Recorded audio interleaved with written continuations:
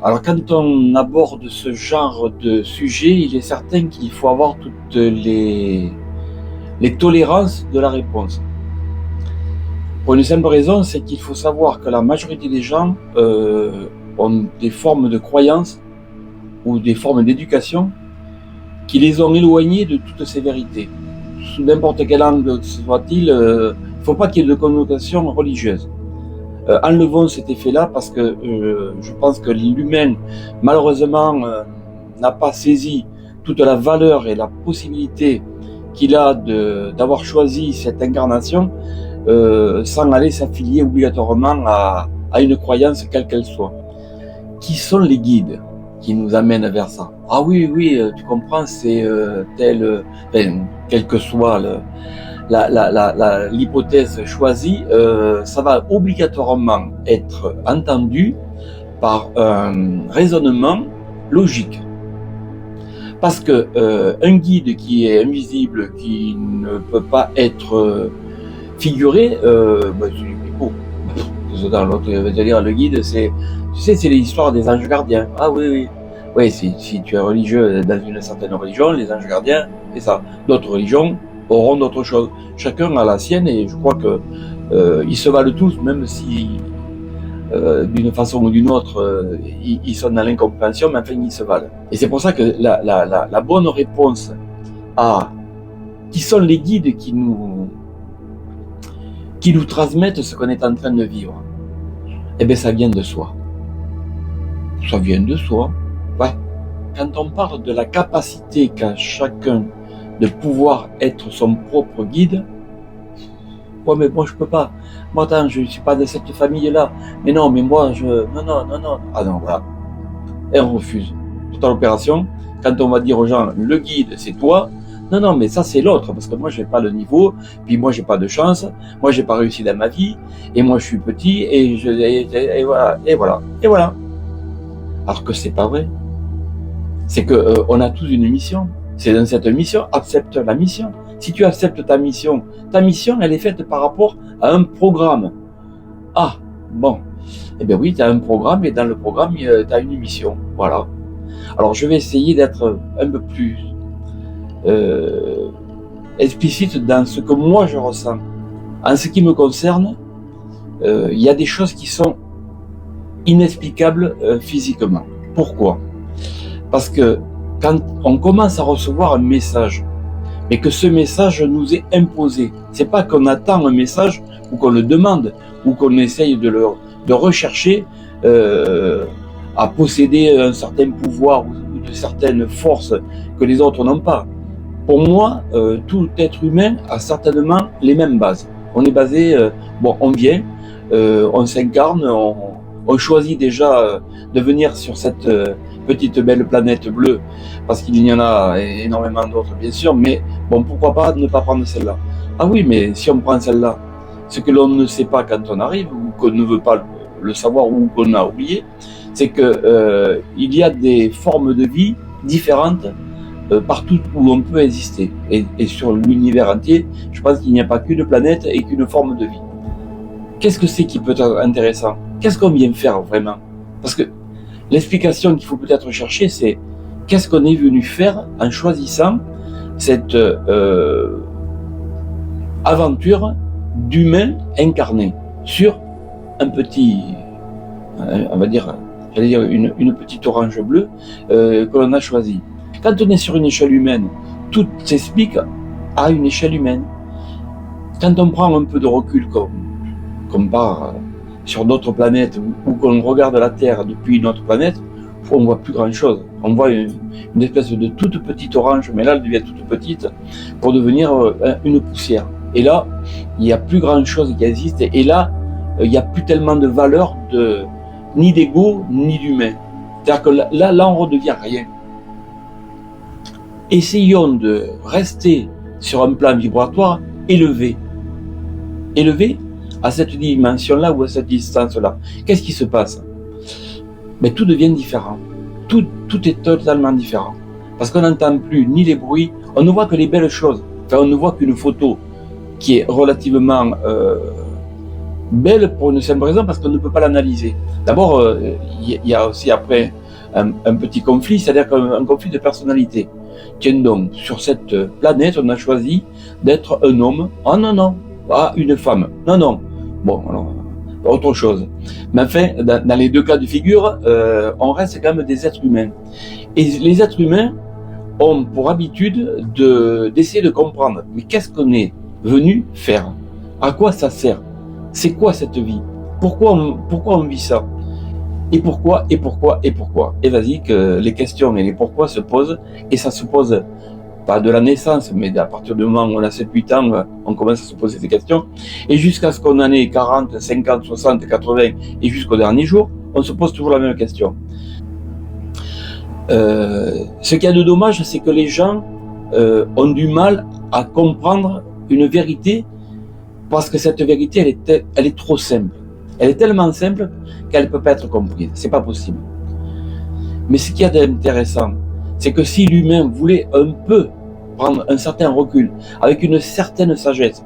Alors je vais vous dire une chose, c'est la sagesse, on devrait nous les offrir en arrivant. C'est-à-dire que plutôt que de nous offrir des fleurs et des bonbons, on devrait nous offrir des kilos de sagesse, enfant, parce que ça nous ferait gagner du temps.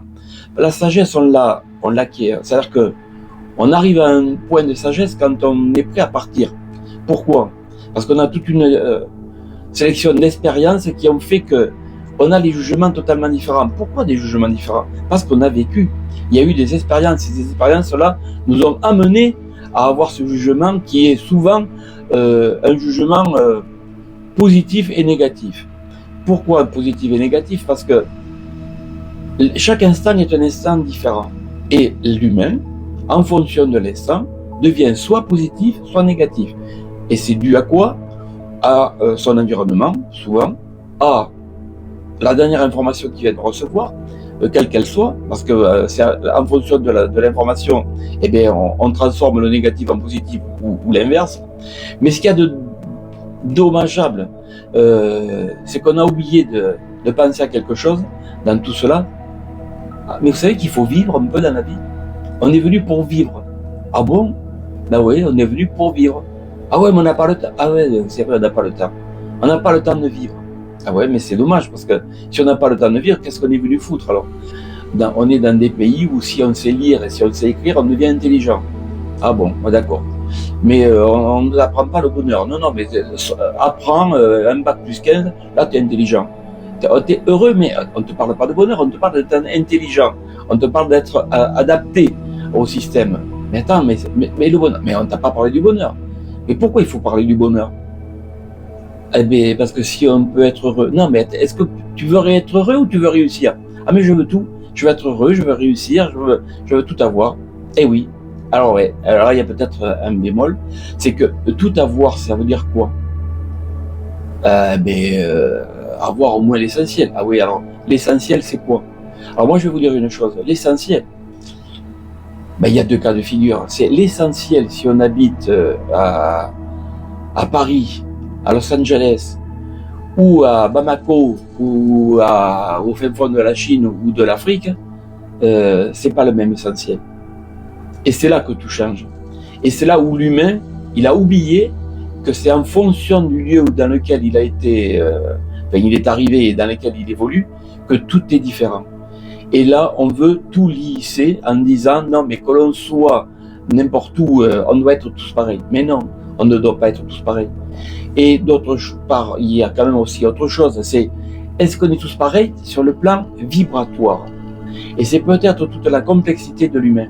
Parce que si l'humain voulait commencer à rentrer sur des sujets qui sont totalement incompris, parce que trop éloignés de tout ce qu'il a appris, eh bien, l'humain, il devient malheureusement trop naïf et en même temps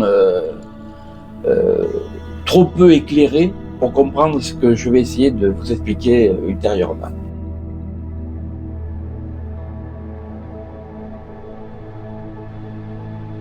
Comment tu accèdes, comment tu fais pour dissocier le corps physique et le corps astral? Bon, on va l'appeler le corps astral pour faire simple, mais c'est un peu plus compliqué que ça, tout en étant simple quand même. C'est-à-dire,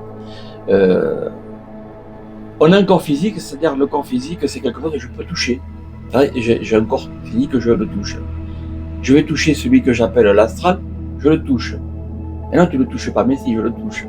On n'a pas besoin de se rapprocher du plan physique quand on veut parler de l'astral.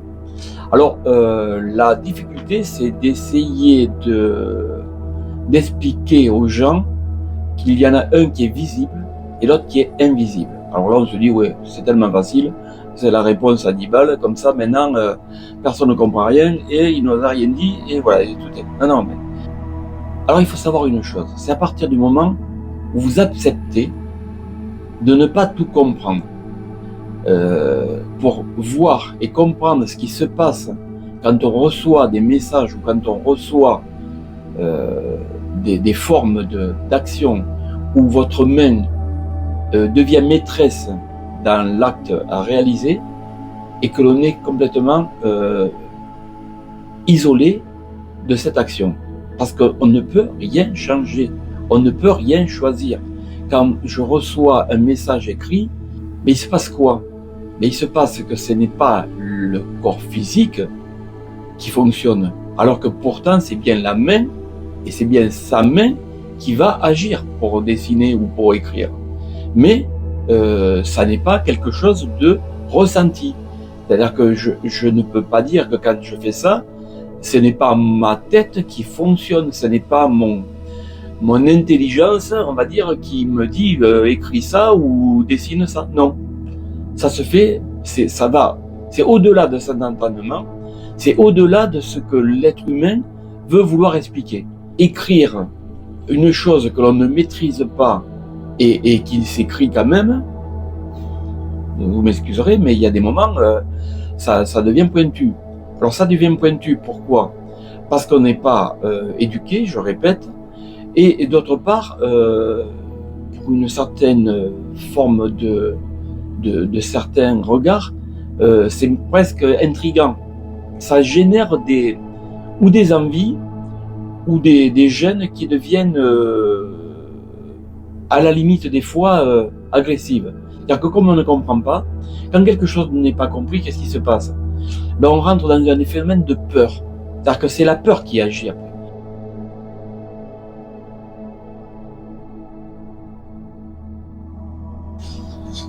Alors il est évident quand on est artiste peintre que bon on fait des tableaux et on en fait et on en fait et on en fait et on en fait tous les jours. Donc il y a une quantité de peinture, une quantité de toiles, une quantité d'informations qui passent. On fait des choix, on a envie d'essayer de comprendre ce que l'on veut envoyer comme message, parce que la plupart du temps quand on crée comme un tableau, on envoie une forme de mission. Alors quand on prend des tableaux, bon je vais simplement vous expliquer en 3 secondes ou quelques secondes le tableau que j'ai derrière moi. Bon, ce tableau-là, qui est c'est quand même un grand format, puisqu'il va faire 1m50 par 1m50. C'est-à-dire que ce tableau-là représente surtout, il part sur la base de formes géométriques. Alors bien sûr, on y voit une consonance Inca. Oui, les Incas ont eu une forme d'ouverture d'esprit et surtout au travers des dessins géométriques. C'est-à-dire que la géométrie dans l'espace est toujours représentée par des zones de forme. Oui, alors les zones de forme, qu'est-ce que c'est? Eh bien, les zones de forme, c'est-à-dire à partir du moment où on essaie de dessiner un triangle, un rectangle ou un carré ou un rond, on crée une onde de forme. Et ces ondes de forme ont une certaine puissance ou une certaine forme d'équilibre ou de déséquilibre, suivant l'utilisation qu'on veut en faire. Et quand on essaie de marier des ondes de forme pour en sortir des symboles, puisque l'onde de forme obligatoirement finit par créer un symbole, alors après il en ressort des formes, des couleurs, et puis il a une certaine harmonie ou une désharmonie. Mais on en cherche une harmonie. Et quand l'harmonie fonctionne avec déjà l'artiste, c'est déjà une première réussite. C'est-à-dire qu'il peut être satisfait du choix de ses formes et de ses couleurs. Après, on va dire, le visiteur, lui, ben, il va dire oui ou non, ben, il dira ce qu'il voudra, mais ça ne changera pas la valeur du tableau. Pourquoi? Parce que le tableau, il aura été fait On ne modifie pas un tableau, rarement, à partir du moment où l'artiste a signé son tableau, ben, le tableau il devient une vérité et il devient une réalité. C'est-à-dire que pour lui, il lui a donné vie et il a donné vie à une forme et à une onde de forme qui va résulter de ce qu'il attendait. Et par contre, cette onde de forme, elle va être vivante pour plusieurs années ou plusieurs décennies ou même au-delà, suivant la conservation du produit ou du projet ou du support sur lequel il a été fait. Voilà à peu près toute l'histoire que je peux raconter sur ce style de tableau. Alors il est certain que d'autres tableaux ont une autre histoire. Chaque tableau a son histoire. Chaque tableau peut raconter un peu ce qu'il a comme ressenti. Bon, tout d'un coup, quand on se dit tiens, et si je dessinais quelque chose qui va parler d'un humain et qui n'est plus tout à fait un humain, mais qui est plus tout à fait un robot. Bon, ah oui, mais ça c'est tendance. Là, on va commencer à dire ah ben oui, bien sûr maintenant. Ouais, ben les cyborgs sont arrivés. Ah, les cyborgs, c'est quoi ça? Ah ben oui, à moitié humain, moitié robot. Ah oui, bon, on n'en est pas là. Si, on en est là, et on en est là depuis longtemps. Mais bon, plus on va avancer, et surtout avec l'intelligence artificielle, ça va aller encore plus vite. Mais on va pas devenir des humains robots, on va devenir simplement des robots.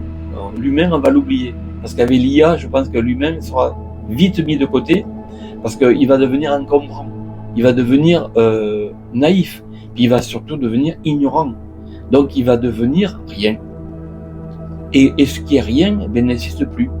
Et avec, je pense, l'arrivée de l'IA, et au travers de ce tableau, qu'est-ce que j'ai voulu communiquer? Eh bien, c'est que l'existence visuelle, physique d'un humain commence déjà à disparaître quand on veut exprimer ça avec un effet cyborg. On n'est pas très loin de quelque chose que l'on comprend ou que l'on ne comprend plus, et ça devient tout à fait intéressant parce que au travers de l'IA, on va faire qu'on finisse par ne plus comprendre. Ah ouais, mais si on ne comprend plus, oui, mais on n'a plus rien à comprendre puisqu'on n'a plus rien à apprendre. Ah oui, d'accord. Alors vous savez la finalité, le risque. Faut-il continuer à vivre ou pas? Parce que si on n'a plus cette aventure et cette envie de découvrir la suite, parce que on n'a plus besoin de la découvrir, l'IA va nous la faire découvrir. L'IA va être tellement à un niveau tellement éloigné et tellement élevé qu'on va être tellement oublié. Ah ben oui, on n'aura plus besoin d'exister. Et les seuls qui resteront certainement pour maîtriser ça, ben, ils s'appelleront plus des humains, ils s'appelleront des robots. Voilà, donc ça, je vais en terminer là-dessus parce que je pense que ça sera un autre sujet, on en reparlera, il est trop large, il est trop intéressant. Après, d'autres tableaux, bon, il y a une autre aventure. Là, j'ai essayé de faire des palais. Oh, des palais, ouais, on se dit des palais. Ah non, mais attends, palais. Ah oui, palais. Palais, qui c'est qui habite dans les palais? Ah ouais, mais attends, c'est merveilleux. Ah mais attends là, excusez-moi, il faut que je prenne mes petits pinceaux et mes belles couleurs parce que j'ai envie de dessiner des palais bleus. Bleus?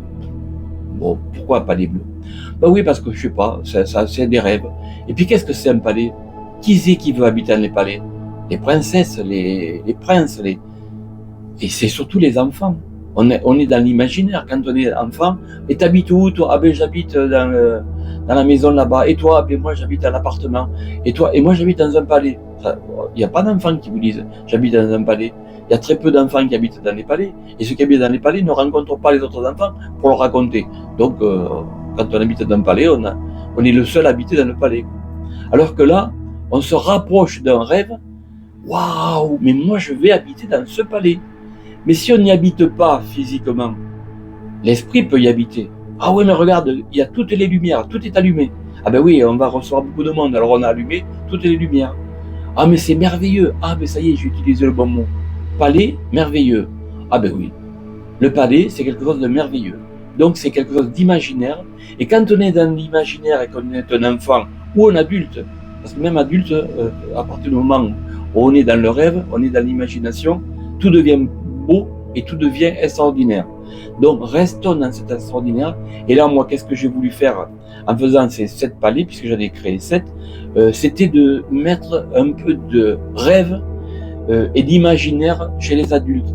Parce que les adultes qui ne sont que des grands enfants, vous savez, même à 74 ans, j'ai toujours mes tennis et mes culottes courtes. Parce que je trouve que c'est les vêtements les plus adaptés à la réalité du bonheur, ou au moins d'un équilibre. Alors, allez, en avant, et faisons rêver un peu les adultes au travers de palais qui sont pas accessibles.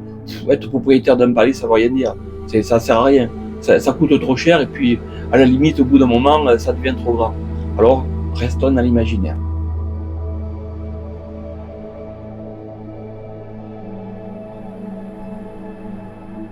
Alors, il est certain que on vit des périodes quand même relativement difficiles là, actuellement. Moi, je me permets d'avoir ce jugement-là par rapport à mon âge, parce que quand on a 20 ans, 30 ans, la période difficile, elle naît avec un certain recul, mais qui est quand même relativement proche. Quand on a commencé à passer 70 ans, 75 ans, on n'a pas la même vision. Puis on a une vision plus courte pour une simple raison, c'est que on sait très bien que on n'est pas dans l'éternité, qu'on est dans un effet qui est que passager. Et la chose qu'il faudrait essayer, nous les anciens, à exprimer ou essayer d'expliquer aux générations qui arrivent ou à nos enfants et à nos petits-enfants, et surtout à tous ceux qui vont suivre derrière, c'est de rester sur un phénomène de positivité. Alors bon, moi je fais partie des gens qui depuis mon enfance, et je suis un homme qui a toujours été positif. Je ne sais pas ce que c'est la négativité, parce que je la refuse. Non, il faut essayer de penser que soyons l'exemple pour essayer d'améliorer la compréhension des jeunes d'aujourd'hui qui sont dans une forme de désarroi, parce que c'est ni plus ni moins qu'une forme d'abandon. Moi, ce qui me désole un petit peu, tout en étant très positif, c'est de voir cette perte d'énergie et de temps que traversent les enfants aujourd'hui. Quand je dis les enfants, pour moi, à partir du moment où quelqu'un naît jusqu'à la cinquantaine, ça reste tant qu'on peut être papa et qu'on a des enfants. Moi, j'ai des enfants qui ont 50 ans. Alors donc, et le message que j'aimerais pouvoir passer et que j'essaie de passer à mes propres enfants et à tous ces jeunes qui sont là autour de moi et que j'essaye d'encourager au travers de ma position. Alors, je vais essayer d'être un peu plus explicite dans ce que je vais vous dire. Comment faire aujourd'hui pour être heureux? Bon, là, ça fait court. C'est-à-dire, ah ouais, mais moi, tout le monde va lever le doigt. Moi, j'en veux, monsieur, encore moi, comme à l'école. Là. Moi, monsieur, voilà, ça marche plus. Enfin, moi, c'est pas grave. Mais ça veut dire quoi? Oui, donc les gens le veulent, ça. Si on peut avoir ce secret-là.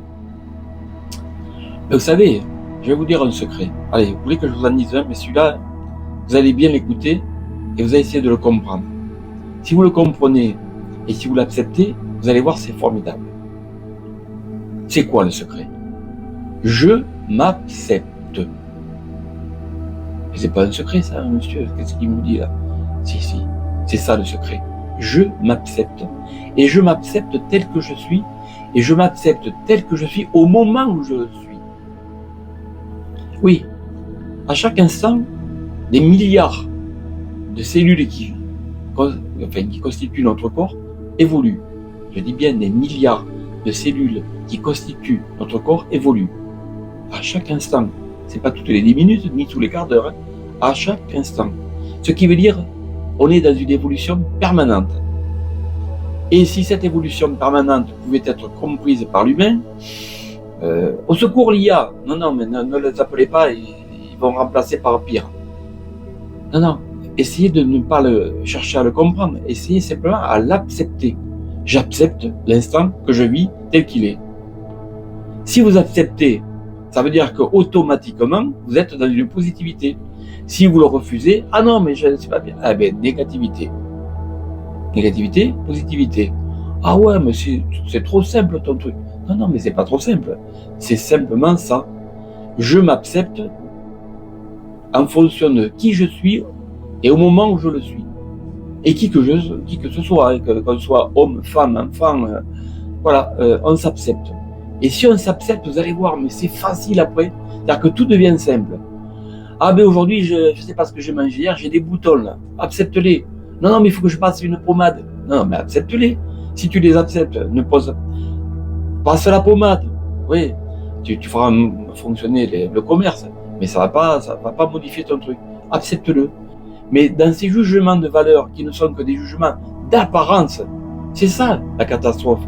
On n'est que dans le jugement de l'apparence de l'instant, l'apparence de ce que va penser l'autre. Mais attends, il pense ce qu'il veut l'autre. Puis de toute façon, qui pense ou qui pense pas, ça changera rien en toi. Ah ben si, parce que tu comprends, moi si je regarde pas, s'il me voit comme ça, mais il s'en fout.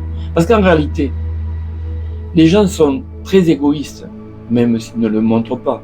Ce qui veut dire que ce qu'est l'autre, même s'il le respecte, même s'il l'adore, même s'il l'aime, c'est mon épouse, c'est mon époux, c'est mon chéri, c'est mon ci, c'est mon là. Ouais, c'est blabli, blabla. Ah, ouais. Oui, c'est l'amour. Oui, mais c'est l'amour. Mais maintenant, c'est galvaudé complètement. Donc, on a oublié les vérités. Et c'est dommage, parce que la vérité, c'est quoi? C'est le bien-être. C'est quoi le bien-être? C'est l'instant. C'est quoi l'instant? Mais c'est de savoir faire des choses dans l'instant. Mais les choses de l'instant, c'est pas à reporter en se disant oui, mais quand je serai grand, quand je serai riche, quand je serai vieux, quand je serai... voilà, mais quand? Mais non, oublie le quand. Fais l'instant. Vis l'instant. Et si tu vis l'instant, et en te disant l'important, le plus important de ce que je vais devoir traverser, le plus important de ce que je vais devoir vivre, c'est l'instant que je suis en train de vivre. Ça, c'est de la vérité. Là, je me touche, c'est maintenant. Ah, voilà, je me retouche. Ah oui, je me suis touché il y a 4 secondes. Et voilà. Mais les instants sont différents. Mais par contre, j'accepte chaque instant. Et si vous acceptez chaque instant sans les juger et sans essayer de les modifier, eh bien voilà. C'est une grosse partie, je pense, d'une réussite et de ce qu'on peut appeler une forme de bonheur simple, certainement, simpliste pour certains, mais ça fait rien. Gardons le mot simple, parce que dès qu'on veut utiliser des mots un peu plus compliqués, on se prend pour des intelligents, mais ça ne rend pas heureux, et c'est bien dommage. L'humain émet des vibrations. On émet des vibrations par la voix, ouais. Celle-là, elle est très limitée, parce que justement, elle fonctionne avec notre physique. On vous a parlé un peu on va dire, de vibrations, mais de vibrations qui ne sont pas que physiques. Alors on a une vibration qui est autour de nous et qui est extraordinaire. Alors oui, on va utiliser l'aura, des mots qui vont paraître très intelligents aussi, mais qui sont aussi une vérité. Alors il y a une forme de vibration qui est assez extraordinaire, parce qu'elle est nos limites. Quand on est dans une vibration positive, mais très positive, on ne se rend pas compte que l'on émet autour de nous, par cette vibration, une forme de lumière. Une forme de lumière, oui, c'est une forme de lumière. Alors c'est pas la lumière de votre téléphone, c'est beaucoup plus important que ça, parce que c'est une lumière vivante. C'est quelque chose de vivant, c'est quelque chose d'actif, c'est quelque chose de... D'abord, c'est non physique, donc n'attendez pas de vous gratter les épaules pour voir si ça s'allume plus ou si ça éclaire plus, ça marche pas comme ça. C'est quelque chose par contre qui fonctionne très fort par l'effet de ce que l'on peut émettre. En réalité, on émet de la lumière, et j'en reviens à la lumière positive, et c'est ceux qui captent en premier. C'est pas les paroles qu'on va leur dire, mais c'est l'émanation de cette vibration, lumière, qui devient assez intéressante. Mais ça, c'est un sujet qui est tellement vaste, parce que c'est hyper intéressant, parce qu'on s'aperçoit qu'on peut le travailler, on s'aperçoit qu'on peut le distribuer, ça peut distribuer. Moi, je peux vous dire que je distribue à chaque instant et tous les jours à tout ce qui m'environne cette lumière-là. Et ce qui fait que ça vous donne la santé, ça vous donne la joie de vivre, ça vous donne une réussite. Alors la réussite, ne mettez pas que le phénomène de la réussite sociale ou financière. Ça, elle est que passagère, et puis ce n'est que trop limité. Alors que le reste n'est pas limité. On est dans une forme de puissance vibratoire qui va vous donner la capacité d'émettre des vibrations que vous ne pouvez pas comprendre. Cherchez pas à le comprendre, mais émettez, tout simplement. Alors oui, ça tient aussi à un autre mot qui s'appelle l'amour. Alors, un vaste sujet là aussi. Ouais, c'est pour ça, on va pas s'étaler là-dessus, sinon on va s'endormir. Mais c'est très très intéressant. Et je vous souhaite à tous une très belle journée, soirée, nuit, en fonction du moment où vous allez me découvrir. Par contre, à bientôt. On se croirait dans les années 50 avec René Coty. Tu l'as connu, René?